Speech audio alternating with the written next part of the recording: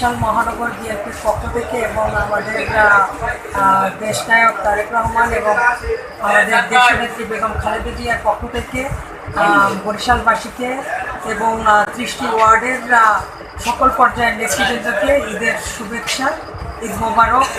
আর আজকে আমরা আমি এবং আমার ব্যক্তিগত পক্ষ থেকে 30টি ওয়ার্ডের নেতৃবৃন্দ এবং মহানগর বিএনপির নেতৃবৃন্দের জন্য ঈদের শুভেচ্ছা বিনিময় হবে এবং তার সাথে সাথে একটু আয়োজনের ব্যবস্থা করছি। আমরা সবই আমাদের দেশনেত্রীর সুস্থতা এবং আমাদের দেশনায়ক তারেক রহমান আমাদের বাংলাদেশে ফিরে আসবে এই আশাবাদ ব্যক্ত করে এবং আগামী ঈদ যেন আমরা একই সাথে এবং ভালোভাবে করতে পারি এবং আগামী বাংলাদেশ যেন ভালোভাবে আমরা করতে পারি সেই আশাবাদ ব্যক্ত করছি।